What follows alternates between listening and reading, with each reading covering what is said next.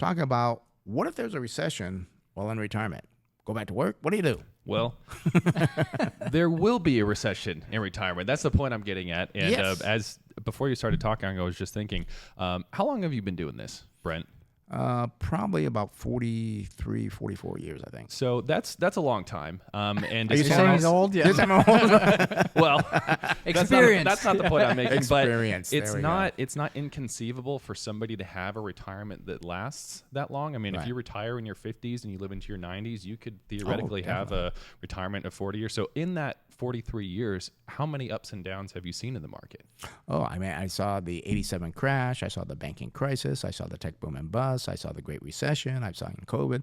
So over 40 years, you could have maybe 5, 6 recessions. And those are the big ones, you Yeah. know, not to mention, you know, corrections or bear markets or things Yeah. like that. So the point is, just because you're going into retirement doesn't mean you're not going to experience that anymore. So people say, well, what if I retire and then I go through a recession? And really, it's a matter of if and not when, or it will happen. So it's Yeah. not a matter of if, it's a matter of when. So that'll happen probably many, many times, you know. You did put in your note here, what if? What if? And so, yeah. So, well, what if it happens to me? Because people ask that question, and my response is it will happen. And I was reading earlier today, and right now, 8 in 10 Americans are changing their spending habits due to economic concerns. 58% of people expect a recession.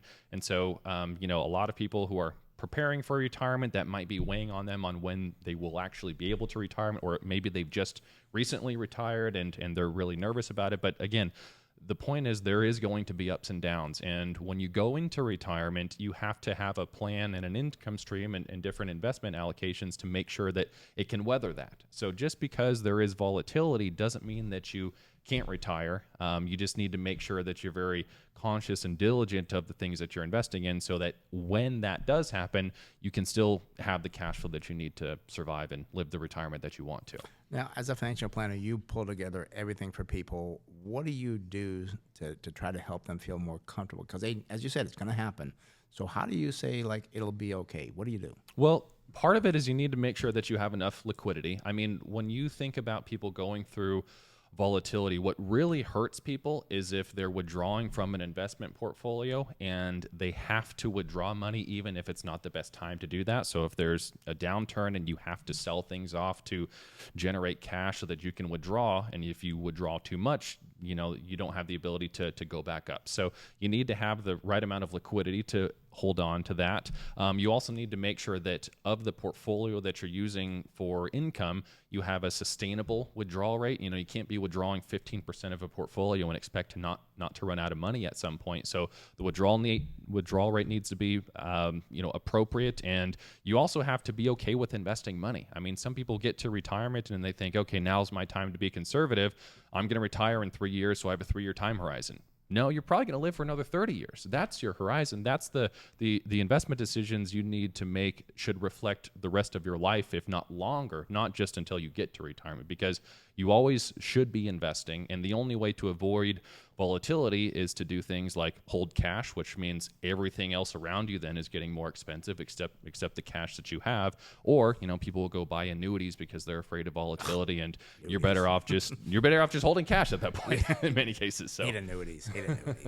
I was going to say, too, when you mentioned a realistic distribution rate, and one of the things that I think really hurts people, and they don't realize it long-term, the impacts, is, you know, we see this with some of our clients, and they really put themselves in jeopardy, is when they're taking income and they take distributions on top of that distribution rate. So it's like, yeah, let's say you're taking $5,000 a month, and then you call up and say, hey, I'm actually going on vacation. Can I also get like a $30,000 on top of that?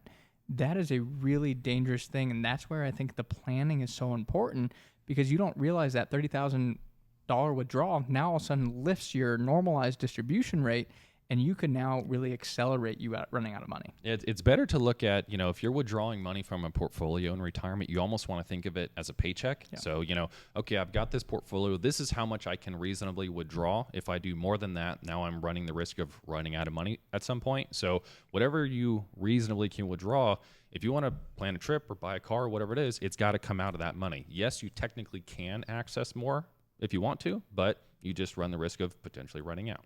And Chase, you bring up a good point, because we've had, you know, our income program now for over 25 years, 6% distribution rate has worked very well for clients over that time frame. the ones who it don't work out for are the ones like, well, you know, I just want to go to Europe and take out $25,000.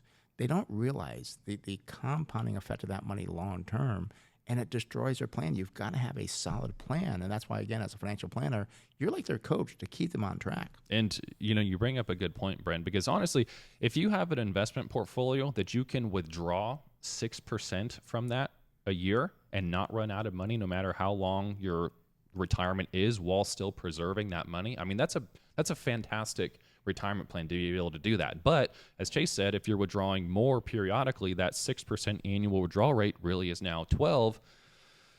Now that's a little bit harder to sustain. Yeah. And, you know, if you don't have that long of retirement, you might be okay. But if you live, you know, 20, 30, maybe more years in retirement, the chances of being able to withdraw 10, 12, 15% of that without running out, no matter what you invest in, you know, isn't very good. And I think the defined contribution plan, most commonly referred to obviously as the 401k, is the most common defined contribution plan, I guess is the way I should say it, is far better than the defined benefit plan or a pension plan, because it gives people more control. It gives them ability to actually, I think, retire sooner, because they can then front load it. They can actually, again, control their retirement.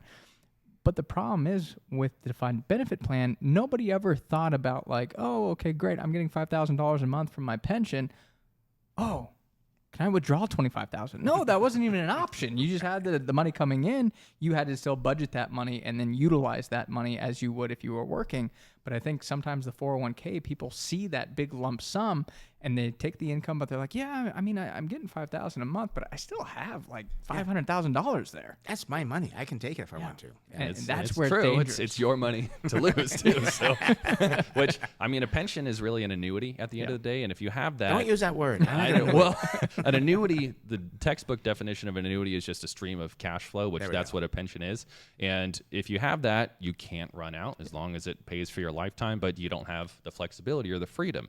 Now, sometimes you give people freedom and they, you know, have the freedom to make the wrong decisions, like withdraw too much money or spend it all or invest poorly or you know, whatever it is. But if used correctly, it can, you know, be a lot better. Yeah. This is why I think people should have a financial planner to keep them on track, because you need somebody there. And they're like, yeah, I can do it myself.